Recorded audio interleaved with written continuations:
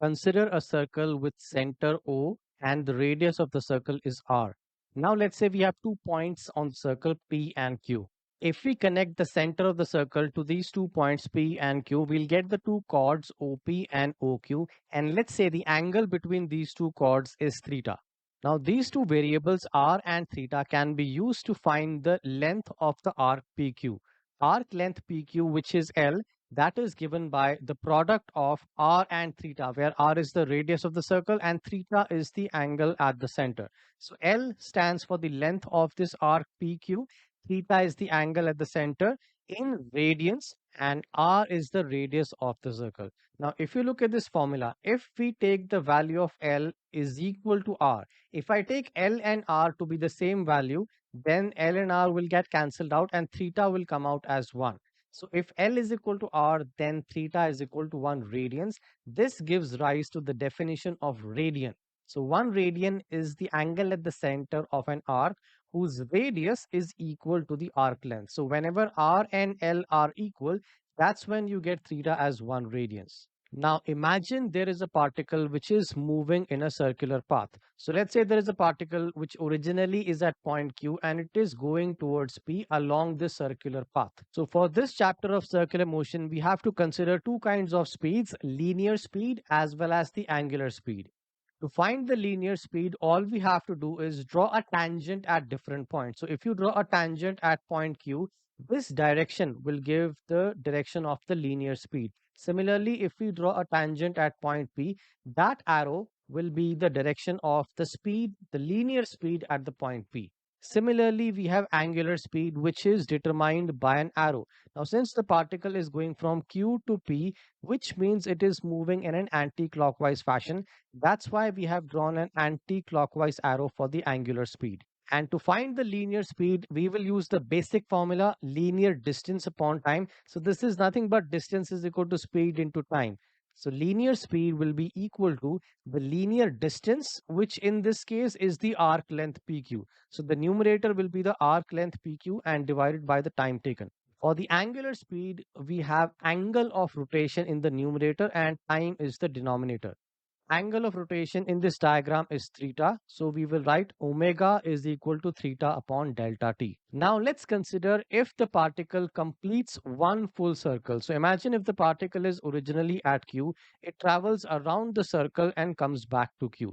And now if we have to find the linear speed, the formula is linear distance upon time, and the total distance covered by the particle in one revolution is equal to the circumference of the circle, which is 2 pi r, which means 2 pi r is in the numerator and capital T is the time period, which is capital T stands for the time taken for the particle to complete one particular rotation. And for angular speed omega, we need the angle of rotation. So if the particle is at Q and it completes one particular rotation, so it travels 360 degrees, which in radians will be 2 pi. So theta will be 2 pi in that case. So the angle of rotation will be 2 pi. The denominator will be capital T, which is time period. So these formulas govern a special case where the particle is able to complete one full circle. In any random general case, we have to use these formulas. Now let's try to figure out the relation between the linear speed and the angular speed. Linear speed we know is arc length PQ divided by delta t. So here we are considering the particle starts from Q and it goes towards P. So the linear distance traveled is the arc length PQ. Now this arc length PQ we just saw that is equal to the product of the radius and the angle theta. So arc length PQ will be R into theta and time is in the denominator. Now, if you observe this theta divided by delta t, this is nothing but the angular speed. So we can write the linear speed as r into omega.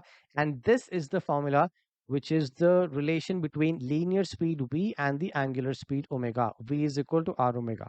Continuing ahead in circular motion, let's say there is an object which is moving in a straight line with constant speed. For this, we can say acceleration is equal to 0. Since acceleration is the rate of change of velocity, here the magnitude of velocity, which is speed, is a constant, it's mentioned. Also, the direction is not changing since it is moving in a straight line. Hence, we can say acceleration is equal to 0 since velocity is constant for this particular case. But Imagine we have a particle which is moving in a circular path with a linear speed of v. For this case, if an object moves in a circle with constant speed, we will say acceleration is not zero. Since acceleration is rate of change of velocity, now the speed is constant, which means the magnitude of velocity is always constant. But if you notice, as the particle moves along the circular path, the direction of this linear speed will keep changing. As we discussed earlier, the linear speed is found by tangents at different points. And since every tangent will be along a different direction, that's why although the speed is constant, but velocity is not constant since the direction is continuously changing. And that's why we say acceleration is not equal to zero. And this non-zero acceleration is called the centripetal acceleration, described by AC. And the direction of centripetal acceleration is always towards the center of the circle. So for this particular topic, it's extremely important for us to remember this as a rule. AC is always towards the center of the circle. Now, according to the Newton's second law, F is equal to ma, but whenever we are dealing with questions of circular motion, F will be replaced with Fc and A will be replaced with AC, where Fc is the centripetal force and AC is the centripetal acceleration. So just like AC, which is towards the center of the circle, centripetal force is also acted towards the center of the circle. Now let's understand the centripetal force in much more detail. Centripetal force is the net force that acts on an object to keep it moving along a circular path. And the direction of Fc is always towards the center of the circle. Let's take a few examples. Imagine there is a car which is moving on a circular track. Now, since the car is moving in a circle, it can only do that if it has a net force acting towards the center of the track, which is known as the centripetal force. In this diagram, you can see that this red arrow, which is pointing towards the center, this is the centripetal force. And in this case, it is the friction which is given by the road, which is acting as the centripetal force. Taking another example where Earth is orbiting the sun. So in this diagram, we have assumed that Earth is orbiting in a circular orbit. Now, since the orbit is circular, which means Earth is having a net force acting towards the center of this circle, center of this orbit, which incidentally is also the center of the sun. So this red arrow, which is basically the gravitational force coming from the sun, this is acting as the centripetal force. In another example, let's say we have a roller coaster which is passing through the topmost point of a circular track. Now, since this roller coaster is crossing this circular arc, which means it is going to have a net force which is acting towards the center of this circular track. And this red arrow represents the centripetal force. So to summarize, just remember the basic definition. Centripetal force is the net force that acts towards the center of the circle.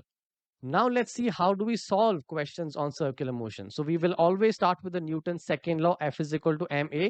But for this chapter, circular motion, we write Fc is equal to mac, where Fc is the centripetal force, AC is the centripetal acceleration. And the direction of Fc and AC are both towards the center of the circle. Now to solve the questions, it is important for us to remember this formula.